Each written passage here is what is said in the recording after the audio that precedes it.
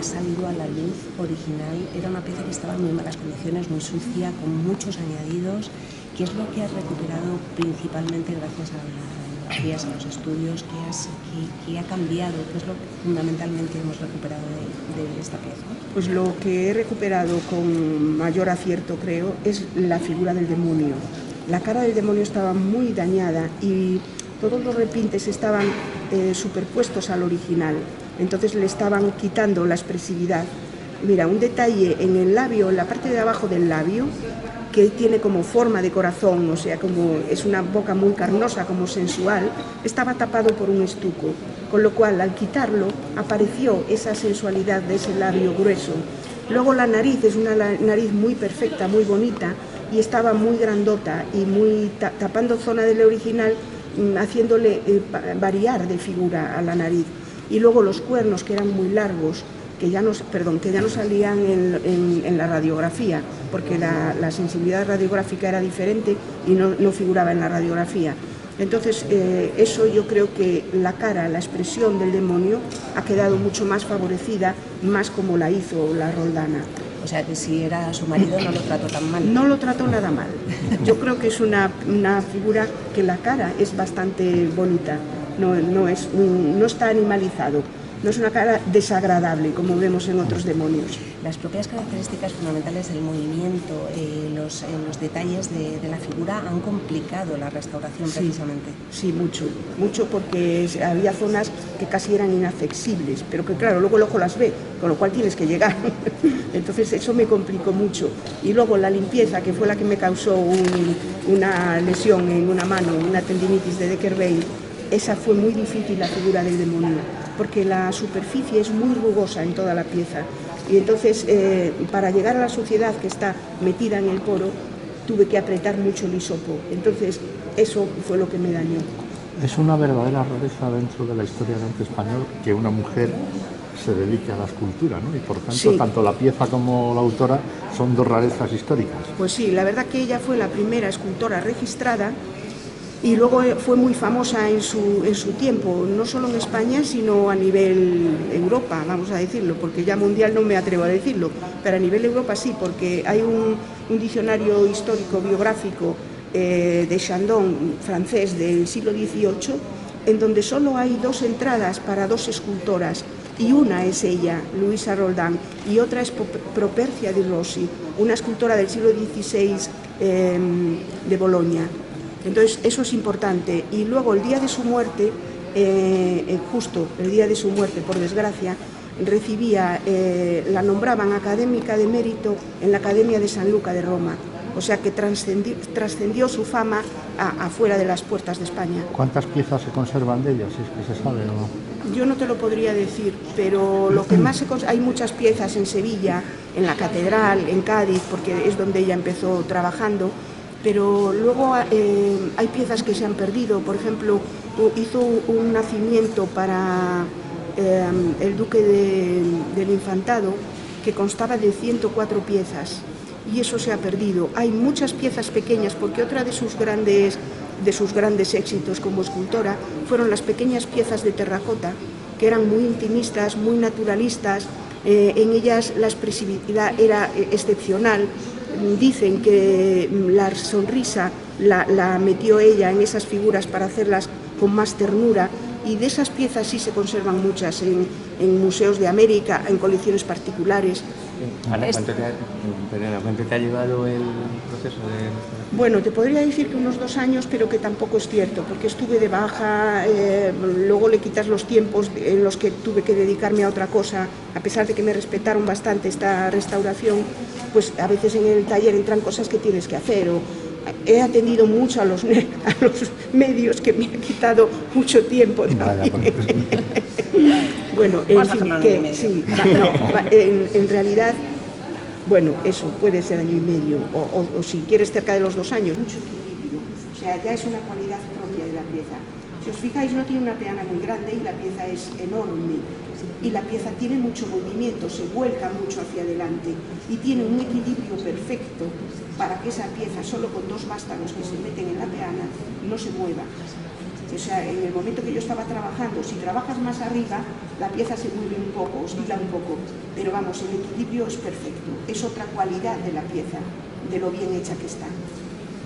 Sandalia del pie que adelanta el arcángel, que donde pone cámara en lo que baja y en lo que atraviesa pone Luisa Rodán, Sevilla, que ella era de Sevilla. Me falta por descifrar una segunda parte de la sandalia de atrás, en donde pone escultor en lo que baja y Luis Antonio, que era su marido. Me imagino que pondrá los arcos, pero no lo veo claro.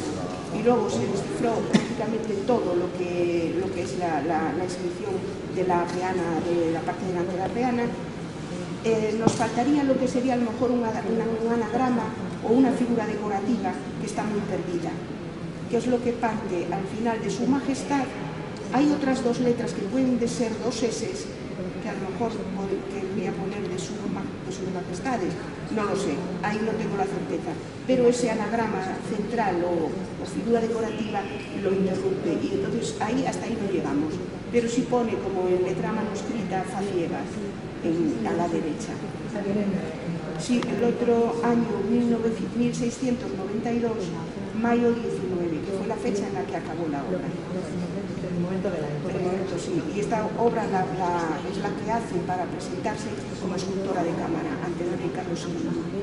Me lo has adelantado, pero yo creo que lo que hace realmente excepcional esta obra es el movimiento, el equilibrio. Estando dos años con él. Es una lección de anatomía, cómo se retuercen esas ramas, cómo la perfección de todos esos movimientos, hasta tiene dibujadas los pliegues de los nudillos. Las uñas son, a ver, quiere parecer que están sucias, son azules y son originales, o sea, ahí no se tocó. Entonces, tiene muchos detalles de la maravillosa obra que es. O sea, el movimiento de la escultura es espectacular. Eso me dificultó también el trabajo, porque tenía que llegar a sitios muy recónditos, pero que me los da el movimiento de la escultura. He encontrado como cosa curiosa muchos clavos, tiene muchísimos clavos, porque la técnica de construcción, la técnica de Lengón, que sobre un bloque central se van colocando piezas de madera hasta conseguir lo que es la escultura. Esas piezas normalmente se encolaban, se ponían sargentos y quedaba como una única pieza de madera. Era así mucho más estable que si se hiciera de una sola pieza, aunque una pieza de este tipo no se puede hacer con una sola pieza de madera, porque no se podría, ¿no? Por la naturaleza del árbol mismo. Pero resulta mucho más resistente al paso del tiempo y a las grietas y todo ese tipo de cosas que pueden con los movimientos generarse en la obra. Pero en este caso tiene muchos clavos y falta cola para ensamblar esas maderas. En algunos de los travesaños que se ven a través del hueco de Alesda, se ve que no tiene colado, que es simplemente los clavos. Entonces eso es una característica que ha hecho que las grietas se evidenciasen más. De hecho, por uno de los costados tenía una grieta de varios milímetros, bastante importante, que tuve que rellenar con chuletas de madera y luego con una resina taparla y con el escudo. En su época, para llegar a donde llegó, fue muy reconocida, en su época fue muy reconocida y posteriormente, incluso a nivel universal, no solo en España. Desde que habló Palomino de ella y la puso a la altura de su padre, empezó a tener mucha fama, pero yo creo que la fama se la dio su trabajo, más que nada. En una época en que la mujer no tenía una identidad legal, no podía firmar sus propias obras, que no podía firmar los contratos de esas obras, ella tiró para adelante y con mucha seguridad. Y, a ver, también se han dado otros casos de personas que han estudiado con padres o hermanos por la enseñanza gremial de la época, que el aprendiz tenía que vivir en casa del maestro durante 4 o 5 años. Entonces vivía allí. Una mujer no podía estar mezclada con los hombres. Entonces solo las que podían tener acceso a esa enseñanza por sus padres o hermanos que eran artistas pudieron conseguirlo. Pero muchas de las que lo consiguieron a la hora de casarse abandonaron la profesión y se dedicaron más a la familia. Y en su caso no fue así, siguió con la familia y siguió siendo escultora hasta el día de su muerte. Incluso reivindicaba su obra. Incluso reivindicaba su obra. La pieza del arcángel es bastante femenina y la pieza del demonio es bastante guapa.